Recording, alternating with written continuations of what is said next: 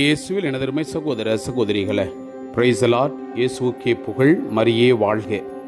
இந்த 12வது அதிகாரமானது பேறுகால பெண்களை தூய்மைப்படுத்தக்கூடிய அந்த சடங்கு முறைகளை எடுத்து வைக்கிறது.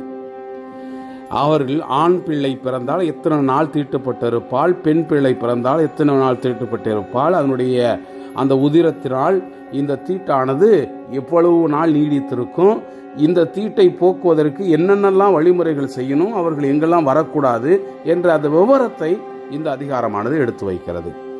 அன்புக்குரியவர்களே, இந்த காலகட்டத்தில் நாம் அது மாறுபட்டு நாம் கண்டிருந்தாலும் அந்த காலகட்டத்தில் இது எல்லாமே நாம் ஏன் இப்படி ஒரு சட்டத்திட்டங்களை அவர்கள் மேல் திணித்து இப்படி அவர்கள் வாழ வைத்தார்கள் என்றால் இதிலும் பல அர்த்தங்கள் இருந்திருக்கலாம்.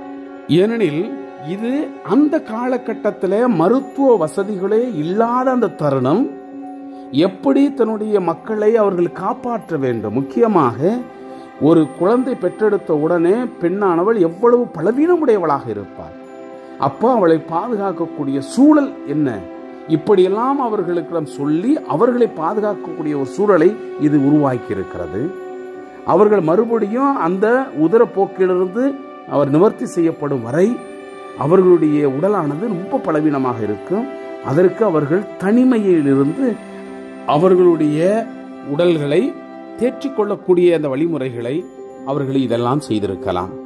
இன்று இந்த காலகட்டத்தில் நாம் இன்னும் அதை தீட்டாக கருதுவது அது ஒரு பாவம். பல நேரங்களில் அதாவது கண்டிப்பாக அந்த நம்முடைய பெண்களுக்கான ஒரு தனிப்பட்ட ஒரு பிரைவசி அது இடங்கள் தேவை. இதுவும் ஏன்னா இந்த காலகட்டத்தில் அதனால் அவர்கள் பலவீனம் அடைவது உண்மை. அதனால இத்தனை நாள் இதெல்லாம் செஞ்சாதான் நீ வெளியில வர முடியும், இப்படி பண்ணாதான் நீ பண்ண முடியும் என்பதெல்லாம் இன்னும் அந்த பழக்கத்தில் இருப்பது தவறானது. என் அன்புக்குரியவர்களே, இன்று நாம் இந்த அதிகாரத்தை உள்வாங்கும் பொழுது நாம் தீட்டு என்பது அந்த காலகட்டத்தை தான் குறிக்கிறத ஒழிய அந்த மனுஷையோ அல்ல. அதை நாம் உள்வாங்கி எல்லாருக்கும் மதிப்பு கொடுக்கக்கூடிய பிள்ளைகளாக நம்முடைய எண்ண ஓட்டத்தை இதோ இந்த அதிகாரத்திலே நாம் பதிப்போம். ஆண்டவர் மோசேயிடம் கூறியது, இஸ்ரேல் மக்களுக்கு நீ சொல்ல வேண்டியது, ஒரு பெண் கருத்தரித்து ஆண் குழந்தை பெற்றால் 7 நாள் விளக்கு நாட்களில் இருப்பது போலவே தீட்டுப்பட்டிருப்பாள். 8ஆம் நாளன்று அதற்கு விருத்த சேதனம் செய்யப்பட வேண்டும். தொடர்ந்து வரும் 33 நாட்கள் அவள் தன் உதிரத்தீட்டு நாட்கள் முடியும் வரை தூயதான எந்த பொருளையும் தொடலாகாது, தூய தலத்திற்குள் வரலாகாது. அவள் பெண் குழந்தையை பெற்றால் 2 வாரம் விளக்கு நாள்களில் இருப்பது போலவே தீட்டாயிருப்பாள். பின்னர் 66 நாள் தன் உதிரத்தீட்டில் இருப்பாள்.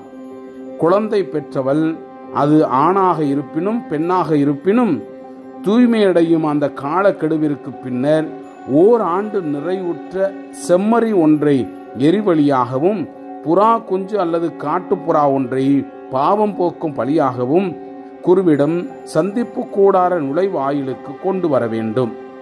அதனை அவர் ஆண்டவர் திருமுன் கொண்டு வந்து அவளுக்கு கரை நீக்கம் செய்வார். அவள் தன் உதிர ஊரல் தீட்டிலிருந்து தூய்மையானவள். இது ஆண் அல்லது பெண் குழந்தை பெற்றவருக்கு விதிக்கப்படும் சட்டம். ஆட்டுக்குட்டி கொண்டு வர வசதி இல்லாதவன் 2 காட்டு புறாக்களையோ 2 புறா குஞ்சுகளையோ கொண்டு வந்து ஒன்றை எரிபலியாகவும் மற்றதை பாவம் போக்கும் பலியாகவும் படைத்து அவற்றில் அவளுக்கு கரை நீக்கம் செய்வார்.